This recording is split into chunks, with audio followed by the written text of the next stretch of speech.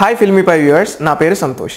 ఈరోజు the most awaited film in the combination of Trivikram గారు, మన పవర్ స్టార్ పవన్ కళ్యాణ్ గారు, అజ్ఞాతవాసి సినిమా రిలీజ్ అయింది. సో ఇక్కడ బెంగళూరులో ఎర్లీ మార్నింగ్ 4 o'clockకి ద ఫస్ట్ ఫ్యాన్ షో అనేది వేయడం జరిగింది. సో మా టీం అందరం ఆ మూవీ వెళ్ళి చూసి వచ్చాం ఇప్పుడే. సో ఇప్పుడు మనం ఆ మూవీ విశేషాలు అండ్ రివ్యూ గురించి మాట్లాడుకుందాం. సో ఫస్ట్ మనం స్టోరీ గురించి మాట్లాడుకుందాం. ఒక బాటమ్ లైన్లో చెప్పాలి అంటే అసలు స్టోరీ దేని గురించి అంటే, పవన్ కళ్యాణ్ గారి తండ్రి క్యారెక్టర్ బొమ్మన్ ఇరానీ గారు నటించడం జరిగింది. మూవీ స్టార్టింగ్లోనే బొమ్మన్ ఇరానీ గారిని హత్య చేస్తారు. తన తండ్రిని ఎందుకోసం అయితే హత్య చేశారు, ఎవరు హత్య చేశారు అని కనిపెట్టడమే ఇన్వెస్టిగేషన్ రూపంలో త్రివిక్రమ్ గారు ఈ సినిమాని బాటమ్ లైన్గా తీసుకొని చేయడం జరిగింది.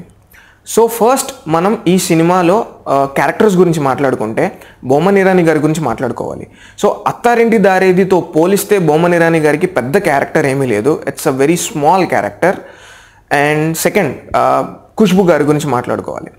అండ్ మనం అత్తారింటికి దారేది సినిమాతో కంపేర్ చేసుకుంటే కనుక అక్కడ నదియా గారు, ఇక్కడ ఖుష్బూ గారు. సో ఆ లెక్కన కంపారిజన్లో మనం వెళ్తే కనుక ఖుష్బూ గారికి అంత పెద్ద క్యారెక్టర్ అయితే ఏమీ లేదు. మ్యాక్సిమం ఒక 5-6 టైమ్స్ కనిపిస్తారండి సినిమాలో. అండ్ కనిపించినప్పుడు కూడా తనకి డైలాగ్స్ కానీ ఎవ్రీథింగ్ అంతా చాలా షార్ట్ స్పాన్ ఆఫ్ డ్యూరేషన్లోనే ఉంటుంది. సో నెక్స్ట్ మనం హీరోయిన్స్ గురించి మాట్లాడుకుంటే సినిమాలో 2 హీరోయిన్స్ ఉన్నారండి. సో ఫస్ట్ హాఫ్లో ఈ 2 హీరోయిన్స్ వల్ల కథ రొటేట్ అవుతూ ఉంటుంది.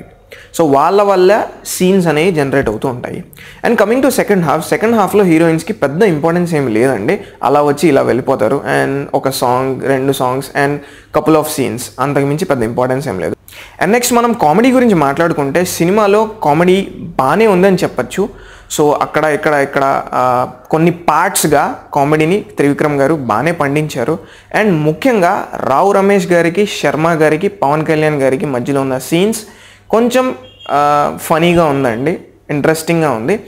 అండ్ కోటేశ్వరరావు, మన పవర్ స్టార్ గారు పాడిన సాంగ్ కూడా ఆ సీక్వెన్స్లో వచ్చిన కామెడీ సీన్స్ ఎవ్రీథింగ్ అంతా కొంచెం ఫనీగా ఉంది. అండ్ నెక్స్ట్ మనం ఫైట్స్ గురించి మాట్లాడుకోవాలండి.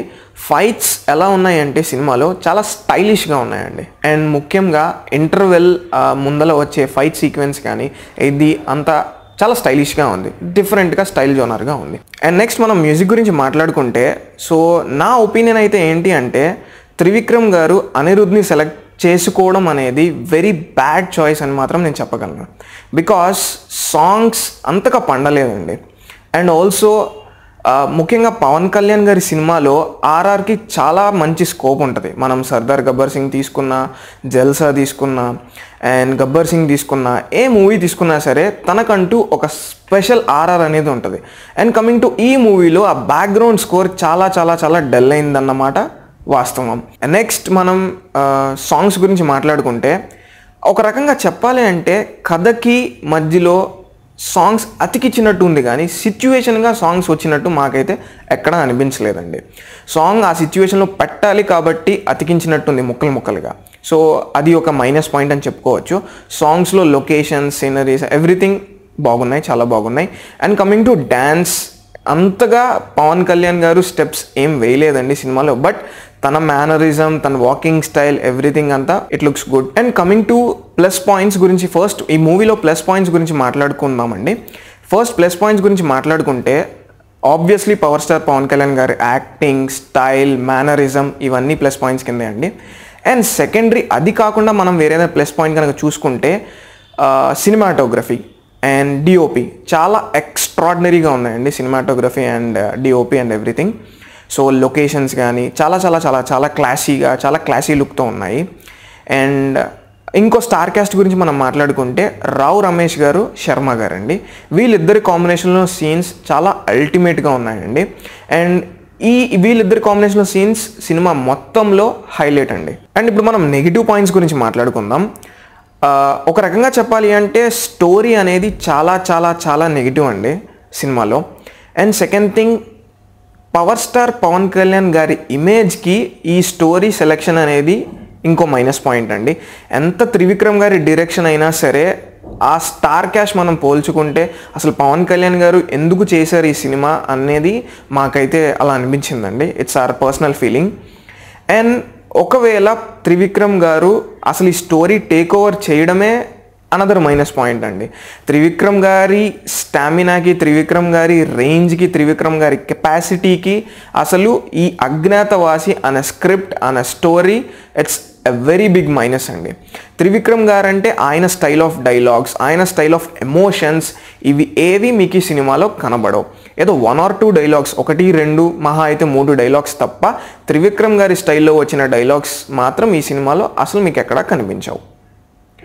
అండ్ ఈ బోమన్ ఇరానీ గారు అండ్ ఖుష్బూ గారి క్యారెక్టర్స్ మనం తీసుకుంటే కనుక అంత హయ్యర్ స్టార్ క్యాస్ట్ అనేది అనవసరంగా వేస్ట్ అండి ఈ సినిమాలో. బికాస్ అసలు క్యారెక్టర్ లేని దానికి హయ్యర్ స్టార్ క్యాస్ట్ తీసుకోవడం అనేది it's one of very big minus mistake. Trivikram గారి ప్రీవియస్ మూవీస్తో మనం కంపేర్ చేసుకుంటే కనుక అత్తారింటికి దారేదిలో బోమన్ ఇరానీ గారికి చాలా మంచి క్యారెక్టర్ ఉంది. ఇందులో వెరీ చిన్న క్యారెక్టరే ఉంది. అండ్ అంత చిన్న క్యారెక్టర్కి ఆయన్ని తీసుకురావడం అనేది చాలా మైనస్ పాయింట్ అండి. అండ్ ఖుష్బూ గారిని కూడా సేమ్, ఆవిడికి కూడా పెద్ద క్యారెక్టర్ ఏమి లేదు. సో ఆవిడని కూడా ఇందులో ఇంక్లూడ్ చేయడం అనేది it's another minus point. And ఓవరాల్గా స్టోరీ చాలా చాలా మైనస్ పాయింట్ అండి. అసలు నరేషన్ ఎలా ఉంది అంటే, డైరెక్షన్ ఎలా ఉంది అంటే ముక్కలు అతికించినట్టు ఉంది కానీ సీన్స్ ఒకటి తర్వాత ఒకటి పండుతున్నట్టు ఏం అనిపించలేదండి. సినిమాలో హైలైట్ పాయింట్ చెప్పాలంటే కనుక one of the biggest highlight point interval bang అండి. ఇంటర్వెల్ బ్యాంగ్ చాలా big highlight point. And one of the biggest highlight point ఏంటి అంటే power star Pawan Kalyan acting. So ఓవరాల్గా ఈ మూవీ గురించి రివ్యూ చెప్పాలంటే కనుక it's only strictly for PSPK fans అండి.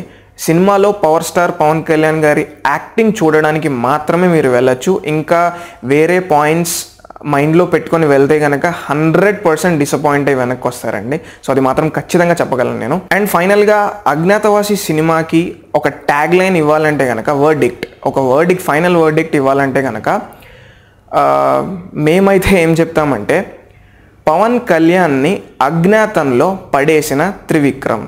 సో ఈ ట్యాగ్ లైన్ అయితే నేనైతే ఇస్తానండి. అండ్ మేమిచ్చే రేటింగ్ ఏంటి అంటే 2.25 ఇస్తామండి మేమైతే రేటింగ్ ఫర్ 5.